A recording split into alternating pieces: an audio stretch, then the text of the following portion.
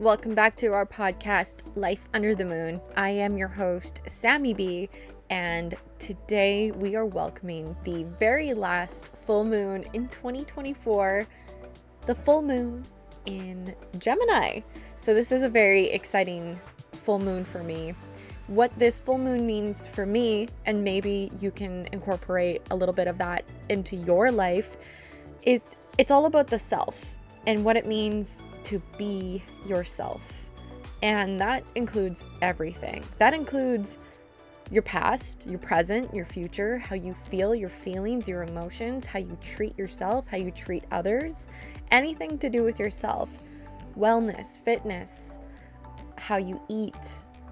And there is a lot of categories when it comes to yourself. So it's a very, very big and important full moon.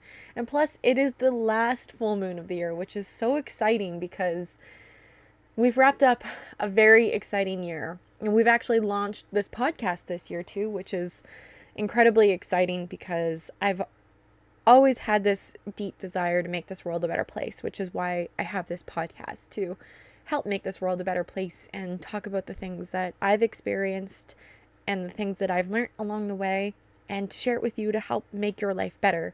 So I hope you guys are enjoying these episodes so far, and yeah, just support them and always just do what makes you happy. And also leave a wish in the comments. I know I ask this at the end of every episode, but don't be shy. If you're listening to this podcast right now, the reason why I ask for you to put your wish in the comments is because it is proven scientifically that when more people wish for the same thing, the collective energy can make those dreams and wishes come true.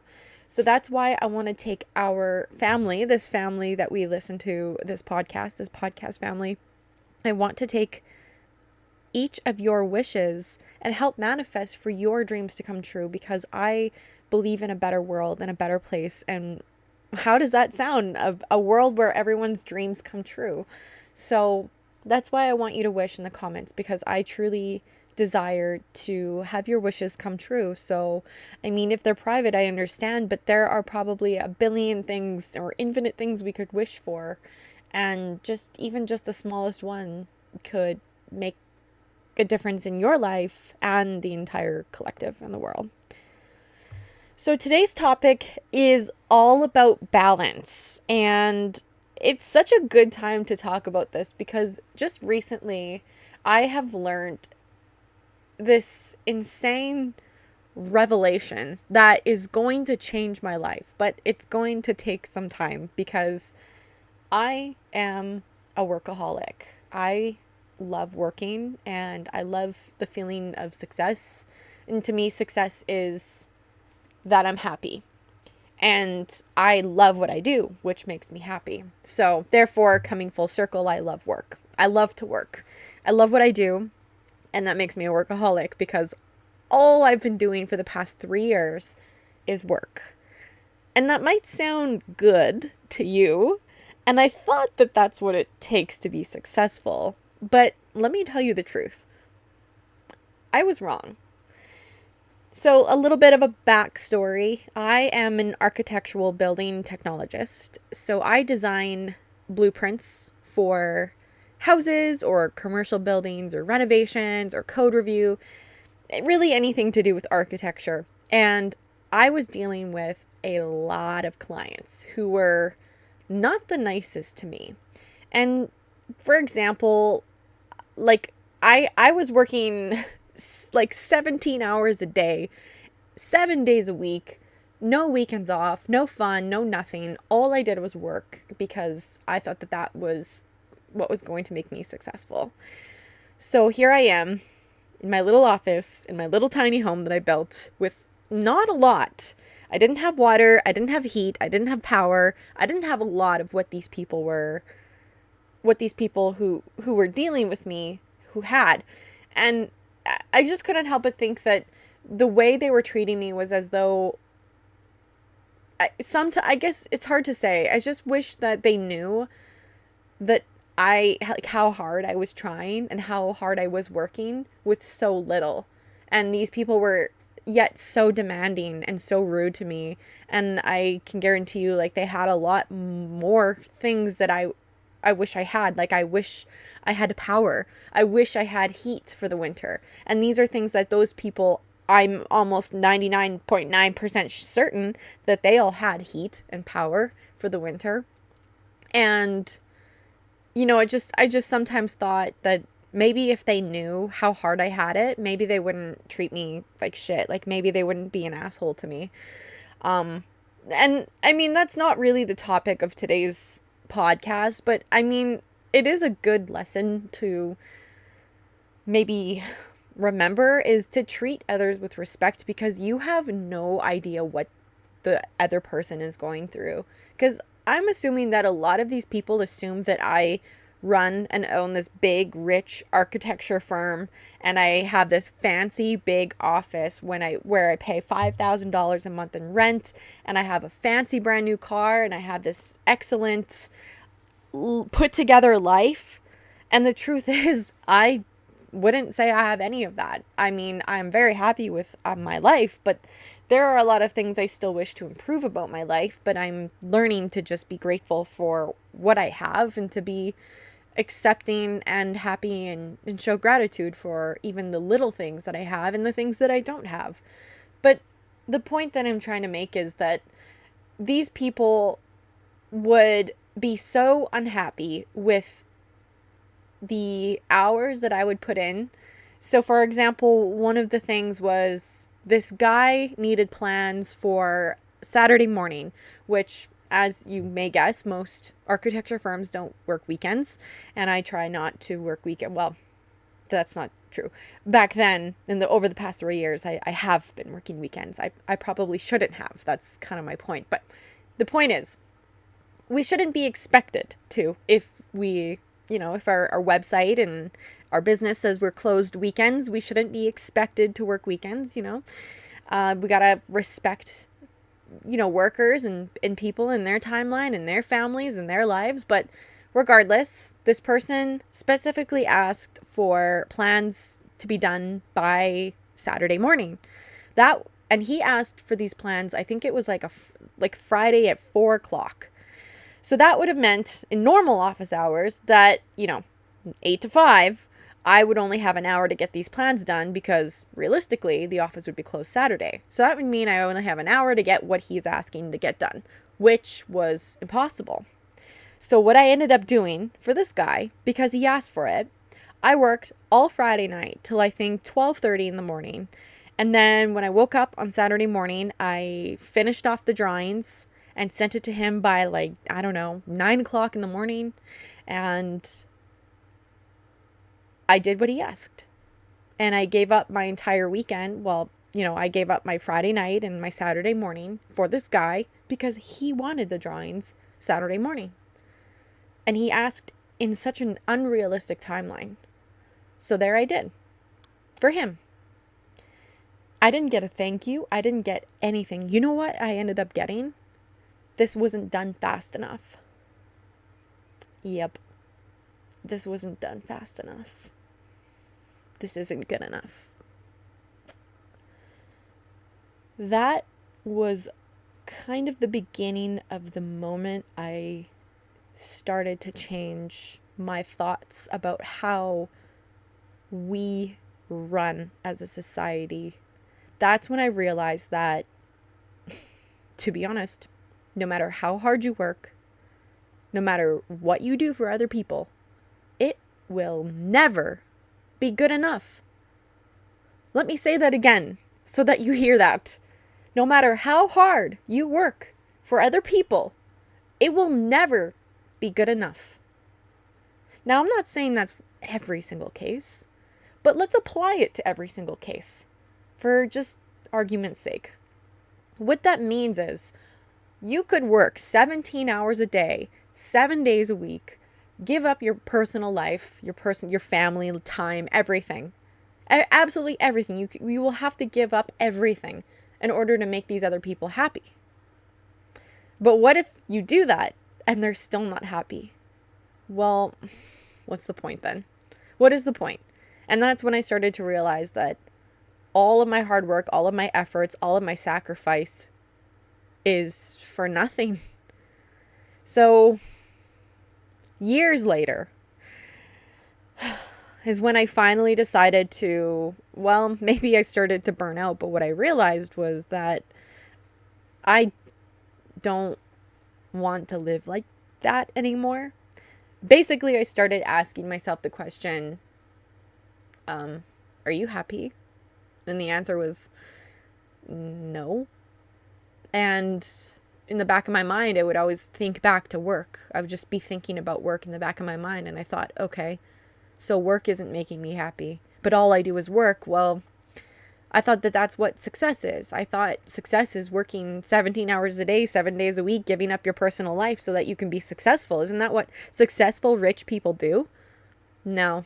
They say that that's what you're supposed to do, but I'm telling you from a realistic standpoint, it is not the way to go.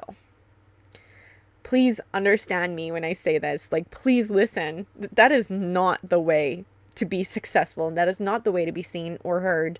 It is the exact opposite. So I started to burn out, and I kind of started to do the opposite.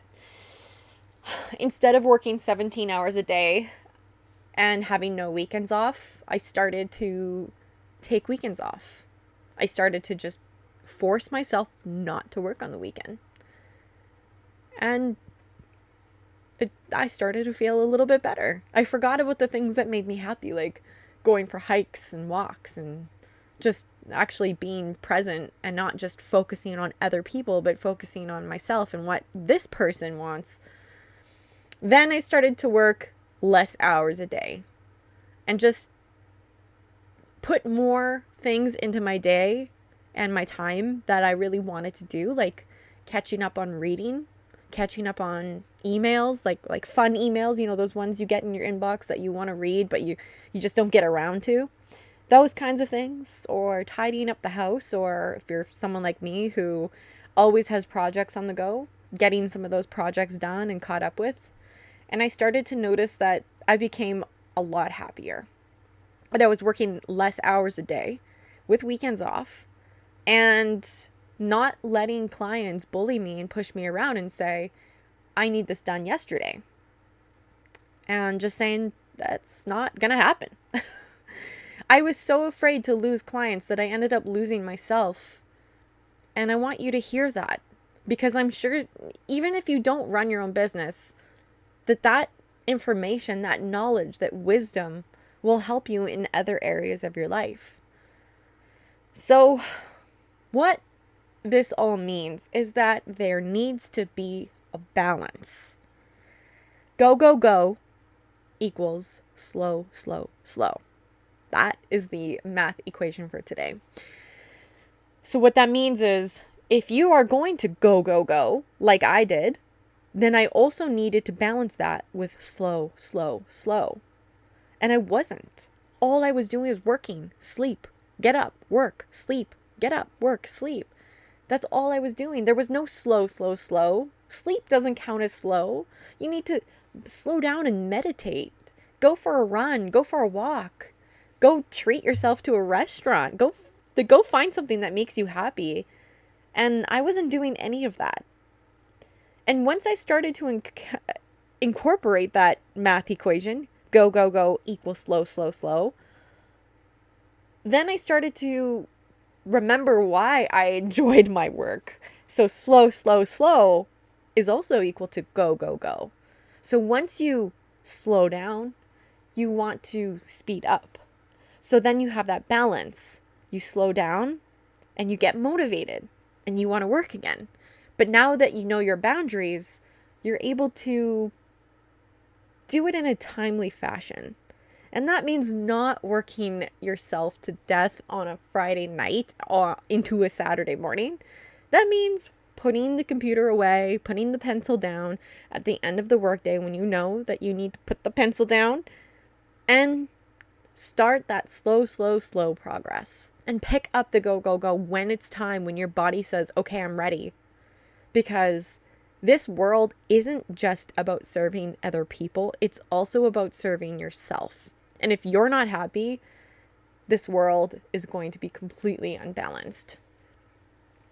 So another thing that I wanted to share with you that I've just recently learned and kind of taught myself over, I don't know, probably a week. No, this week actually. This is very new information that I've just realized. Was that, again, with the topic of balance, that when I was working, go, I wasn't spending that money particularly on things that I wanted to spend it on. It was probably spent on gas and, things for survival, but I don't really recall having fun with that money. And so I look back at the last 3 years and I think, okay, well, all I did was work, and yet I don't feel like I have any money out of it. So where did that money go? And I wasn't conscious of where that money was going because I was so focused on that work, that go motion, that I didn't stop to actually enjoy it. So you have to actually balance working for your money and spending your hard-earned money. So that means if you want to work 17 hours a day, then you better enjoy and spend some of that money. And it doesn't necessarily mean you have to go out and technically spend the money physically. There's a lot of things that you can do for free. For example, I'll give you 2 examples of one spending that time, that money free, and one that is actually spending the money. So for example, if I work super hard this week or weekend and I'm just going a little harder than I would probably like, what I need to do then is spend and celebrate, like basically celebrate that go, right? So for a free way, something that I would do, and you can consider this kind of 2 ways, I would probably treat myself to a nice, beautiful hike somewhere. So whether that's just walking out of my house and not spending a single dime, or getting in my car, which yes, it costs money and fuel, but maybe driving somewhere that has a beautiful nature trail and walking there and taking myself on a beautiful hike.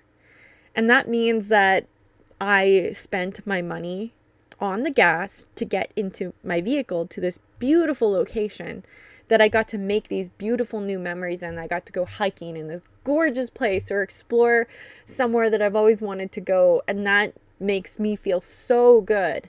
And now that's balanced, that all that money that I worked so hard for, I put some of that into my car for gas. And then I took that car and I went somewhere that made me feel at home, at peace, happy, excited, healthy, alive.